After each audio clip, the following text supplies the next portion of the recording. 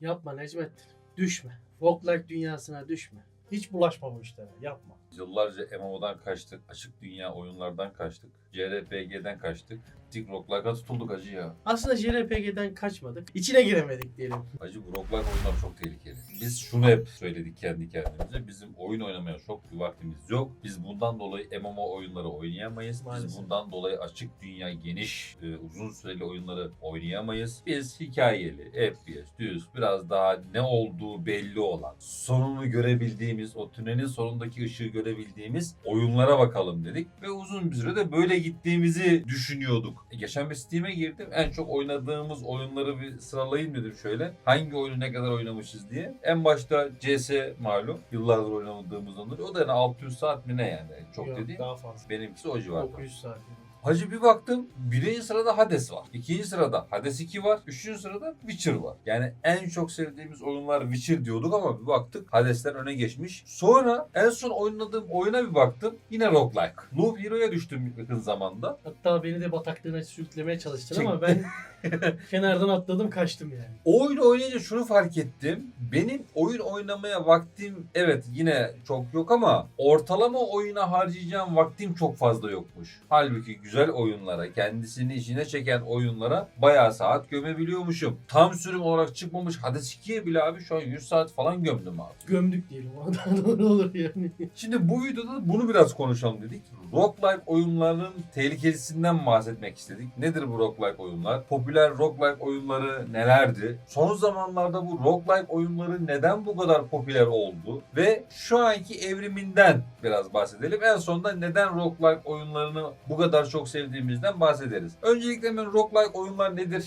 Bilmeyenler için kaldıysa bilmeyenler için bir kısaca bahsedelim. Adını 1980 yılında çıkmış Rogue adlı oyundan almıştı. Genel olarak temeline baktığımız zaman zorlu oynanış, farklı harita dizaynları, farklı oynanışlarla kendini tekrar eden bölümler diyelim aslında. Daha da kısa özetiyle her öldüğünde en başa döndüğün oyun türü. Aynen öyle. Ama bunu genel olarak şöyle değerlendirelim mesela. Bir oyunda geçemediğiniz bölümde başa döndüğünüz zaman bazen can sıkıcı olabiliyor. Ama roguelike'la öldüğünüz zaman çok farklı bir şekilde geri dönebiliyorsunuz. Asıl zaten oyuncuyu saatlerce oynatan şey bu. Her bir denemenizde işte ona run diyorlar yanlış bilmiyorsam eğer. Her bir run'da, her bir denemede edinmiş olduğunuz hem kişisel tecrübeniz hem de karakterin tecrübesi bir sonraki denemenizi etkiliyor. Kesinlikle öyle. Ve rastgele yetenekler verdiği için acaba şu an neyle karşılaşacağım, nasıl ilerleyeceğim demek de asıl keyif verici yerlerinden bir tanesi. Mesela RDR2 diyoruz mesela dünyanın en iyi oyunlarından bir tanesi. Açık dünyasıyla, keşfe dayalı dünyasıyla, hikayesini bir kenara hani bir koy da hani açık dünyasına sadece 100 saat çok rahat gömebilirsin. Ben bu oyuna 45-50 saat gömdüm.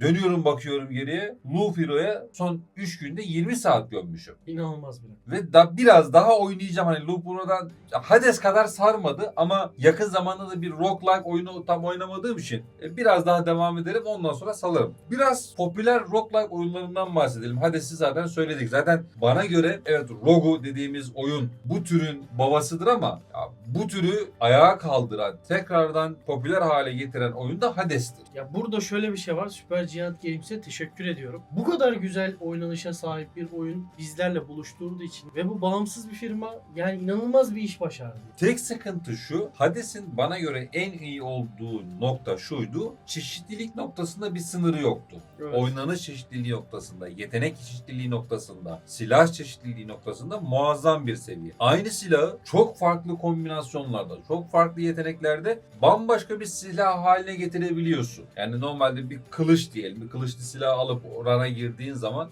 bir önceki kılıçlı run'ınla alakası olmayan bir halde kendini bulabiliyorsun. Hades'in en güzel yaptığı şey buyken diğer oyunlarda bunu çok fazla yakalayamadım ben. Evet yine oynanış çeşitliliği var. Yine farklı yetenekler elde edebiliyorsun. Ama bir noktadan sonra kendini tekrar ediyor. Mesela ben Loop Hero'da bunu gördüm. Hakeza yakın zamanda yine oynadığım Loop Hero'dan önce oynadığım bir oyun vardı. Mesela tarikat kuran kuzular vardı ya. Call of the Lamp mı ne öyle bir oyun of Duty Lamp. Call of Duty mesela. O oyunun mesela atmosferi çok güzeldi. Farklı bir kafada yapıldığı için Hani değişik geliyor. Kendini yani tövbe haşa işte o tarikatın tanrısı gibi görüyorsun ve sana onlar tapıyor ve müritlerini kendine bağlamaya çalışıyorsun. İşte ayinler yapıyorsun, ritüeller gerçekleştiriyorsun. Ölen kuzuyu tekrardan diriltebiliyorsun, evlenebiliyorsun, farklı farklı evlilikler yapabiliyorsun. Kuzuların tarikatı muazzam bir şeydi. Yani bu konuda çeşitliliği çok iyiydi. Ama dön geriye bir bak, aksiyon noktasında çok sığ bir oynanışı vardı.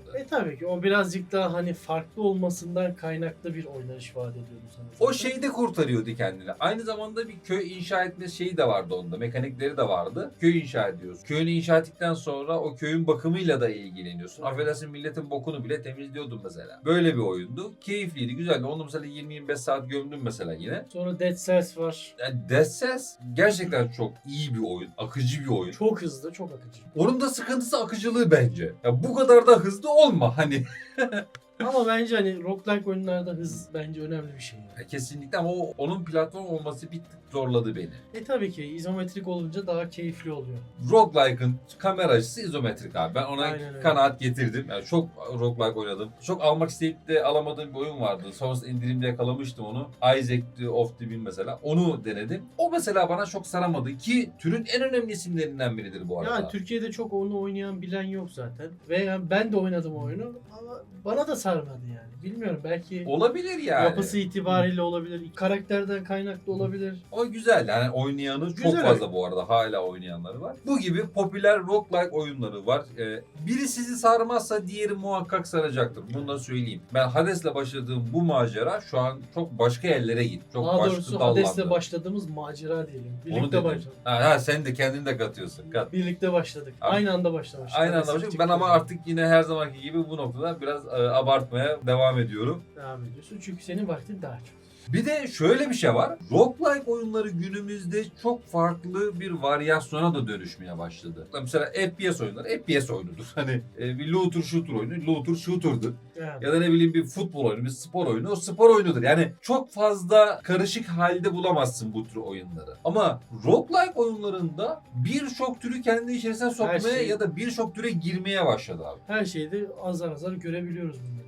TPS bir oyunda roguelike öğeleri görebiliyorsun. Returnal mesela. Tam roguelike'dı mesela. Ha o bana da çok sarmadı. O da bana çok fazla sarmadı. Ama yine farklı bir örnekti. Gelelim günümüze yine yakın zamanda oynadığımız Loop Hero mesela. Gerçi o birkaç yıl önce çıktı ama 2 Eski yıl ama önceydi. yine oynadık. Kart oyunlarını kendi içerisinde roguelike'a birleştirmişti. Fark ettiysen şöyle bir durum var. Yakın zamanlarda güzel kart oyunları çıkmaya başladı. Evet. Hani her ne kadar Balat biz Rozonlardan biri yine. uzak durmaya çalışsak da daha doğrusu hani şeyden yani. İlgimiz olmadığından dolayı uzak dursak da güzel şeyler çıkıyor mesela. Yok, ben kart oyunlarını seviyorum. Hani kart oyunlarından kastım şu. Hani az papaz kızdan bahsetmiyorum. Onları masada seviyoruz. Hani o bilgisayarda sevmiyorum onları. Ama bu yeteneklerini ya da karakterlerini rastgele gelen kartlarla belirlendiği oyunları seviyorum. Buna benzer farklı oyunlar da vardı. Birkaç tane yine GIS'te mesela denediğimiz bir oyun vardı. Evet, Yine burçlara göre kartları seçip oradan ilerlediğin güzel bir oyun vardı. O da benim hoşuma gitmişti mesela. kart oyunları, bu bazı kart oyunları aslında keyifli ve orijinalde. Yine bununla birlikte farklı farklı oyun türlerini, işte Metroidvania'yı mesela kendi içerisine sokabiliyor. İşte köy inşa etme öğelerinin olunduğu Call of Duty Lamp mesela yine farklı bir roguelike türüydü yani. Böyle farklı farklı roguelike oyun türleri gelişiyor. Farklı oyun türleriyle bir harmanlama söz konusu oluyor. Bu da roguelike oyunların popülerliğini her daim güncel tutmasını, trendlerde kalmasını sağlıyor. O zaman yavaş yavaş toparlayalım. Neden roguelike oyunları bu kadar tercih ediliyor? İlk başta aslında birazcık bununla ilgili bir konuşma yaptık. Ama genel olarak birazcık da toparlayalım bu konuyu. Asıl tercih edilme sebebi, daha doğrusu bizim için daha tercih edilme sebebi, gerçi birçok kişi için aynı sebepler geçerlidir diye düşünüyorum. Bir roguelike oyununda öldüğün zaman tekrar sana ilerleme hissiyatı uyandırıyor. Tekrar gireceğim, yapacağım. Acaba bu sefer hangi yetenek gelecek? Acaba bu sefer Hades için örnek vereyim mesela. Hangi tanrının yeteneği gelecek? Veya şu ürünü kullansam nasıl olur? Nasıl ilerlerim? İkinci katta bunu yaparım, onu yaparım. Bir sürü aslında plan program yapıyorsun.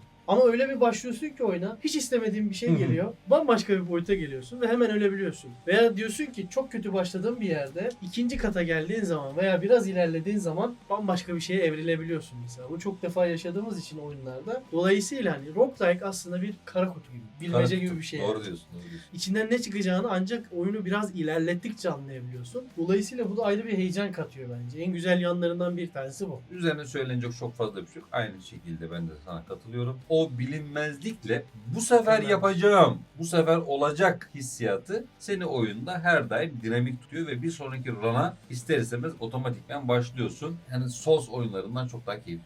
Bunu söyleyebilirim yani.